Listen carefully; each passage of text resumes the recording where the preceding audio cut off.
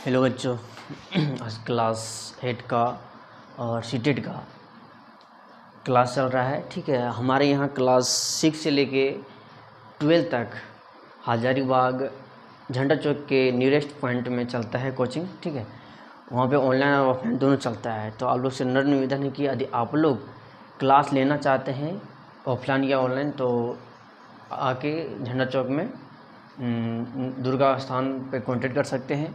हमारे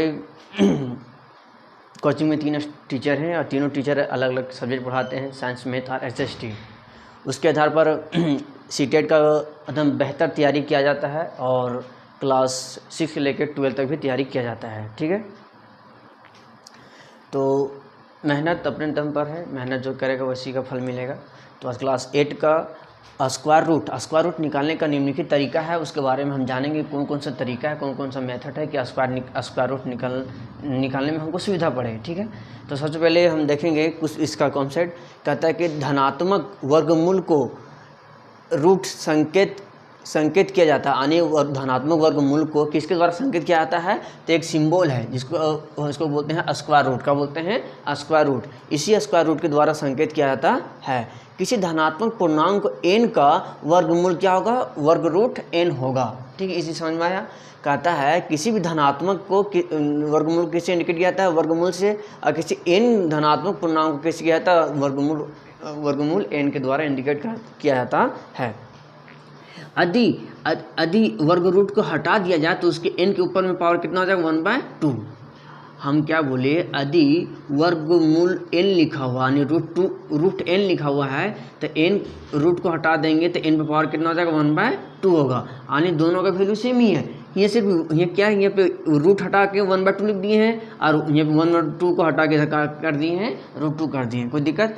यदि यहाँ पे n स्क्वायर लिखा हुआ है तो उधर से n उस साइड जाएगा तो क्या होगा, रूट में हो जाएगा। कहाँ जाएगा, रूट में हो जाएगा, कोई दिक्कत नहीं। चलो यहाँ पे हम मिटाते हैं इसको, इस चीज़ को सही मानिएगा। ठीक है, यानी इधर से कोई भी स्क्वायर रूट को हटाएंगे तो उधर n पावर 1/2 हो जाएगा।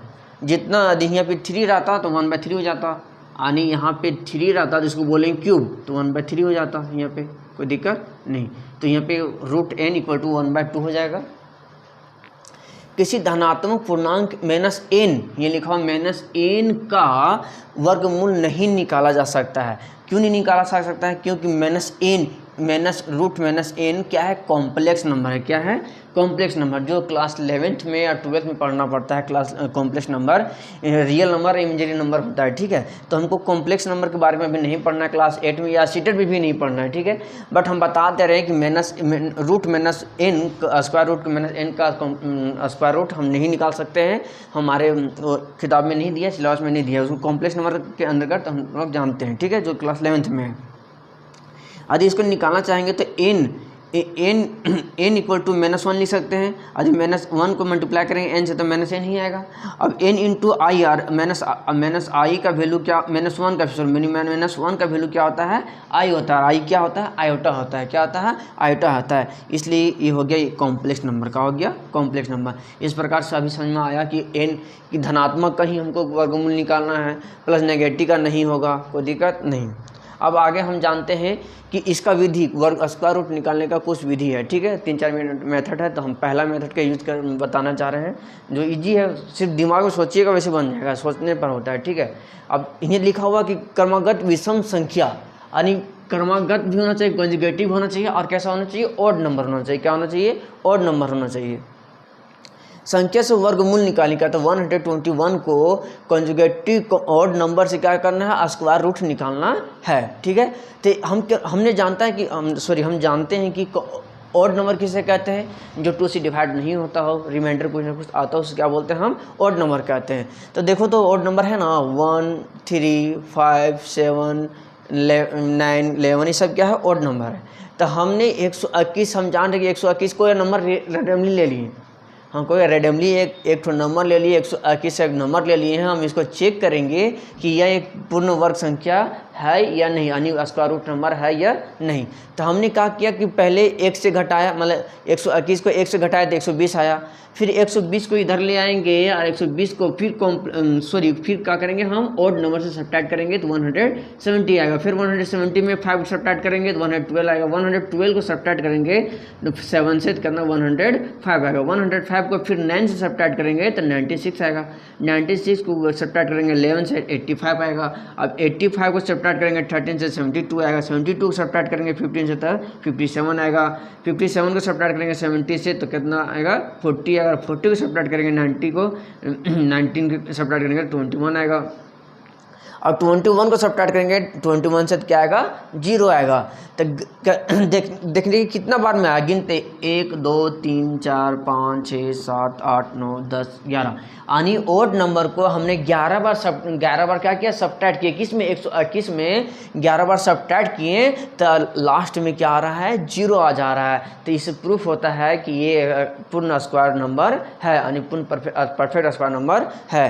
तो 11वीं बार में कहते हैं 11 बार में क्या था शून्य होने पर यह एक पूर्ण वर्ग संख्या है, अतः 121 का वर्गमूल क्या हो जाएगा 11 हो जाएगा। यदि यहाँ पे 0 नहीं आता, यहाँ पे -1 आता, क्या आता -1 आता या फिर कुछ समथिंग -2 आता, कुछ भी आता तो हम उसको क्या बोलेंगे वह पूर्ण वर्गमूल नहीं है। यदि यहाँ पे 0 आ गया तो यह पूर्ण वर्ग संख्या है। तो ये पहला मेथड के बारे में बताएं कि क्रमगत विषम संख्या के बारे में, और दूसरा मेथड के बारे में हम जानेंगे।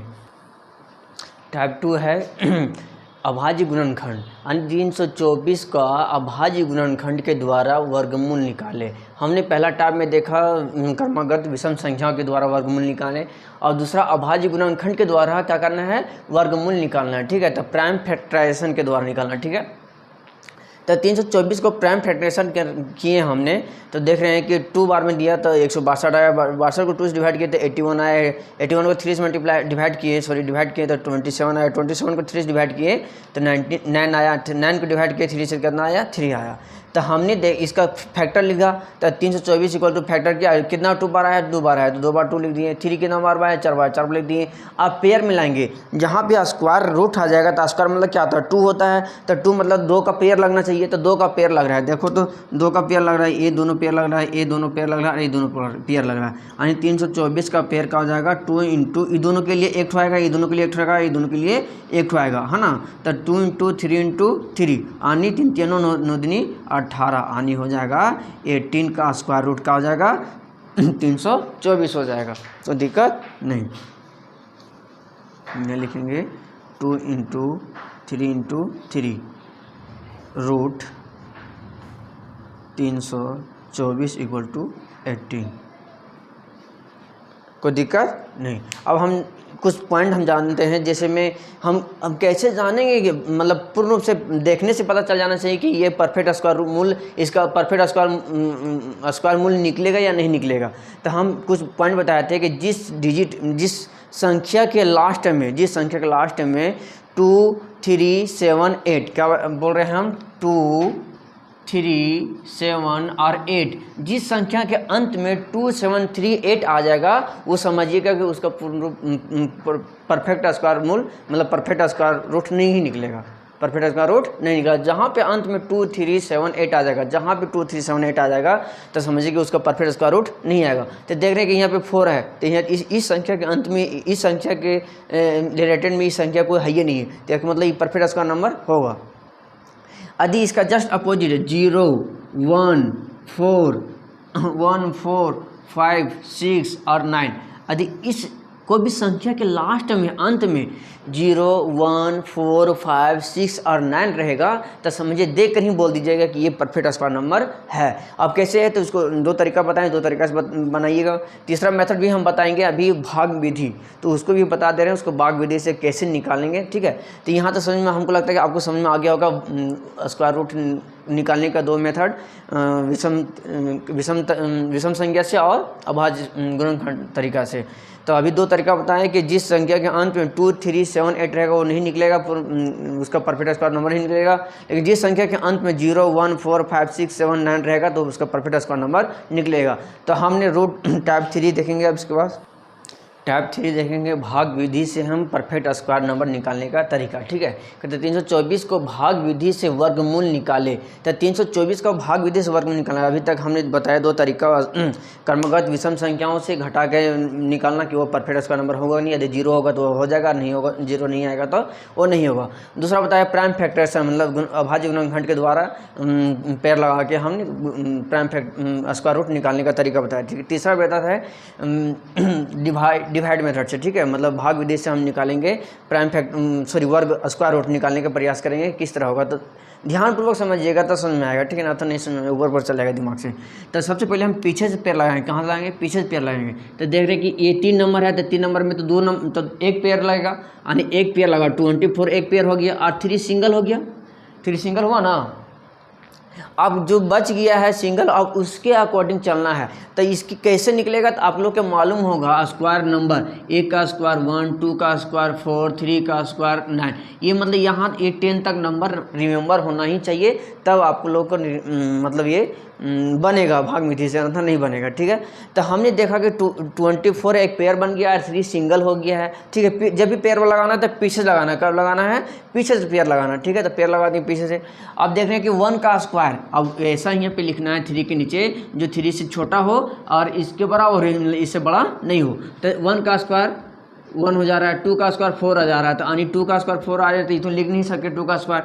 तो 1 का स्क्वायर लिखेंगे, तो यहाँ पे 1 लिखेंगे, यहाँ पे 1 लिखेंगे और यहाँ पे 1 लिख दिया। 1 के टर्न लिखे हम 3 बार लिखें, 1 यहाँ लिखे, 1 यहाँ लिखे और 1 यहाँ लिखे। 1 को 1 से मल्टीप्लाई करेंगे और 1 बार 1 से कर रहे हैं, इसलिए यहाँ पे 1 लिखेंगे और यहाँ पे 1 लिख दिया। 1 को मल्टीप्लाई करेंगे 1 से, यानी 1 का स्क्वायर करेंगे 1 पर 2 बार करना है, 1 ही आएगा, जो स्क्वायर आएगा वहीं पे यहाँ आएगा। तो स्क्वायर की करना यहाँ 1 आया। अब इसको क्या करेंगे? यहाँ पे सबट्रैक्ट करेंगे। क्या करेंगे? यहाँ सबट्रैक्ट करेंगे। तो 3 में 1 चल जाएगा, तो 2 बचेगा। अब हमने भाग जब देते थे तो भाग में सिंगल नंबर उतरता था, लेकिन जहाँ पे भाग स्क्वायर रूट निकालते हैं तो वहाँ पे डबल नंबर उठता है। क्या? डबल नंबर, यानी जोड़ा जो है वही नंबर दोनों उतरता है। जब भी उतरता है तो डबल उतरता है। क्या होता है? डबल उतरता है। तो ये दोनों नंबर है एक साथ है, तो ये दोनों को एक साथ उतारेंगे, 224 हो जाएगा। क्या हो जाएगा? 224 हो जाएगा। अब यहाँ पे सबट्रैक्ट किए, हम ये क्या करेंगे? 8 करेंगे, तो 1 1 2, कोई दिक्कत नहीं। अब यहाँ पे देखेंगे 224 कैसे लाना है। तो यहाँ पे कितना आया है? 2 आया है। कितना आया है? 2। तो 2 में कौन सा नंबर से मल्टीप्लाई करेंगे? क्या कर रहे हैं कि 2 में कौन सा नंबर से मल्टीप्लाई करेंगे कि 224 आ जाएगा। अब दिमाग लगाइएगा, अब मल्टीप्लाई करते रहिएगा तो बहुत सारा मल्टीप्लाई करना, 1 से लेकर 0 से लेकर 9 तक लीजिएगा। लेकिन ट्रिक है, देख लास्ट में कितना आ रहा है? 4 आ रहा है। तो 2 का जब स्क्वायर करते हैं तो 4 आता है एक चीज़, और 8 का स्क्वायर करते हैं तो 64, यानी लास्ट में 4 आ रहा है। तो या फिर 2 से मल्टीप्लाई करेंगे या 8 से मल्टीप्लाई करेंगे तभी ना 4 आएगा जी लास्ट में, कोई दिक्कत नहीं। तो हम 2 से हम ट्राई करते हैं, यदि 2 से मल्टीप्लाई करके देखते हैं, यदि इतना बराबर आ जाएगा तो ठीक है, नहीं आएगा तो फिर 8 से ट्राई करेंगे, और बड़ा आ जाएगा 8 से तो फिर 7 से करेंगे, कोई दिक्कत नहीं। तो हम 2 से करेंगे तो 2 कितना बार लिखेंगे? देखो 2 यहाँ एक बार लिख दिए, एक बार यहाँ लिख दिए, कोई दिक्कत। 2 2 जा 4, 2 2 जा 4, कोई दिक्कत नहीं। तो कितना यहाँ पे कितना आया? 2 2 जा 4 और 2 2 जा 4, तो कितना आ रहा है यहाँ पे कितना आ जा रहा है? 44 आ जा रहा है। तो नहीं होगा, नहीं होगा। अब क्या करेंगे? हम इसको 8 से करेंगे। क्या करेंगे? हम 8 से करेंगे। तो यहाँ 8 लिख देंगे, यहाँ 8 लिख देंगे। 8 8 जा 64 हो जाएगा। 64 के 6 हाथ में, सॉरी 8 8 जा 64 होता है, हाथ 4 लिख देंगे और हाथ में 6 हो जाएगा, कोई दिक्कत नहीं। अब 8 2 जा कितना हो जाएगा? 8 2 जा कितना हो जाएगा? 16 और 6 कितना हो जाएगा? 22 होगा ना। तो यहाँ पे क्या लिख देंगे? 22 लिख देंगे, कोई दिक्कत नहीं। हमने क्या किया? 2 डिजिट से मल्टीप्लाई किए, 2 से और 8 से। तो 2 से मल्टीप्लाई किए तो नहीं आया, बहुत छोटा नंबर आया। लेकिन जब 8 से मल्टीप्लाई किए तो 8 8 64 के 4 हाथ में 6 हो गया, 8 में 16, 16 और 6 22 हो गया, यानी हमने इसको लिख दिया 224 लिख दिया बराबर, कोई दिक्कत नहीं। अब देखिए यहाँ सबट्रैक्ट करते हैं, यहाँ 8 करते हैं, तो ये सबट्रैक्ट करेंगे तो ये कट 4 में 4 चलेगा, 0 2 में 2 चलेगा, 0 2 में 2 चलेगा 0। अब यहाँ पे 8 कर देंगे, 16 और 3 36, बस यहाँ पे 8 करेंगे, दिक्कत नहीं है 8 करना या नहीं करना, यहाँ पे लिखना जरूरी है। कितना बार में यहाँ पे दिए? तो 8 बार में दिए, तो ये 8 हो गया। तो इस प्रकार से हम लिख सकते हैं इस प्रकार से लिख सकते हैं कि 324 का स्क्वायर रूट कितना हो जाएगा 18 हो जाएगा। कितना हो जाएगा 18। तो समझ में आया भाग विधि से कैसे किए हमने? यदि नहीं समझ में आया होगा तो कमेंट कीजिएगा, हम दोबारा दूसरा नंबर लेके हम इसको बताने जा रहे हैं, ठीक है। हमने कहा क्या, एक चीज़ गौर कीजिएगा, यहाँ पे क्या है 18 है, इसका डबल यहाँ पे आ रहा है, और आ रहा है ना 36 आ रहा है, इसका डबल आ रहा है। प्लस में इसको ये तरीका स्टेप, ये स्टेप ने पहले कहा किया पीछे से पैर लगाने, पीछे से पैर लगाने के बाद देखने की 24 पैर लग जा रहा है, 3 सिंगल बच जा रहा है। तो 1 से बार में दिए तो सब्ट्रैक्ट किए तो 2 आया, 2 को फिर यहाँ दो नंबर उतारे, यानी एक डबल नंबर उतरा, फिर 8 से डिवाइड किए, 8 से मल्टीप्लाई किए, 224 आया, यहाँ सब्ट्रैक्ट किए तो कट गया। तो इसका नंबर यहाँ जब यहाँ 0 0 पूरा कट जाएगा, पूरा कट जाएगा तो ये परफेक्ट नंबर होगा। नहीं कटेगा तो बढ़ते जाना पड़ेगा हमको। तो देख रहे हैं कि कट गया, तो 324 का स्क्वायर रूट कितना हो गया 18 हो गया। अब इसका आगे देखते हैं। दूसरा एग्जांपल लिए कि 9036 को भाग विधि से वर्गमूल निकाले। तो देखेंगे 9036 है, पहले हमने भाग विधि का तरीका यूज़ करेंगे। 9036 दूसरा एग्जांपल ले रहे हैं, ठीक है। ये दूसरा एग्जांपल है। क्या करेंगे, सबसे पहले कि पेयर लगाएंगे। क्या करेंगे हम, पेयर लगा दिए। 36 अलग हो गया, 90 अलग हो गया। ये दोनों नहीं, अब ये दोनों साथ में नहीं है, कहा कि दोनों अलग अलग हो गया। 19 अलग हो गया और 36 अलग हो गया, ठीक है। अब देखेंगे कि हमने बताया कि अब यहाँ से देखेंगे कि कौन सा नंबर का स्क्वायर से करेंगे कि 90 के बराबर या 90 से छोटा आ जाएगा। तो देख रहे हैं कि 2 का स्क्वायर करेंगे तो 4 आएगा, 3 का स्क्वायर करेंगे 9 आएगा, 4 का स्क्वायर करेंगे तो 16 आएगा, और 5 का स्क्वायर करेंगे तो 25 आएगा। तो इस प्रकार से हम देख रहे हैं 4 का स्क्वायर 16 और 5 का स्क्वायर 25। तो बड़ा हो जा रहा है 90 से बड़ा हो जा रहा है, तो यही जाएगा, ये तो नहीं जाएगा, ये नहीं जाएगा जी। तो 90 से छोटा क्या है 16 है, यानी 4 का स्क्वायर जाएगा। तो 4 यहाँ देंगे, 4 यहाँ देंगे, 4 यहाँ लिखेंगे, कोई दिक्कत नहीं। यहाँ पे प्लस करेंगे, यहाँ पे 16 लिख देंगे, यहाँ माइनस कर देंगे, यहाँ पे 8 कर देंगे, यहाँ सब्ट्रैक्ट कर देंगे। यहाँ कितना बचेगा 19 में 6 चल जाएगा, 16 चल जाएगा, कितना बचेगा 3 को, कितना बचेगा 3। अभी दोनों अमाउंट जो है यहाँ पे है 36, यहाँ पे डायरेक्ट उतर जाएगा 36, कोई दिक्कत नहीं। अब देखिए लास्ट में क्या है, लास्ट में क्या है 6 है। तो 6 किस में आता है देखेंगे, 6 किस में आ रहा है, तो 6 का स्क्वायर करेंगे तो 36 आ रहा है ना, और 4 का स्क्वायर करेंगे तो 16 आ रहा है, तो लास्ट में 6 आ रहा है। या फिर 4 लिखा हुआ है, ठीक है 4। तो हमने दो ये अमाउंट से, दो ये डिजिट से मल्टीप्लाई कर सकते हैं, ठीक है। 8 में वैसा कौन सा नंबर से मल्टीप्लाई करेंगे कि 336 आ जाएगा, 300 करना आएगा, 336 आ जाना चाहिए। तो 6 से करेंगे या फिर 4 से करेंगे, तो हम पहले 4 से करके देखते हैं, ठीक है। 4 से करके देखते हैं, यदि आ जाए तो ठीक है, नहीं आएगा तो फिर 6 से करेंगे। तो हम 8 को 4 से मल्टीप्लाई करेंगे, यहाँ पे करके देख रहे हैं। चलो यहाँ पे हम कर रहे हैं, यहीं पे करके करेंगे।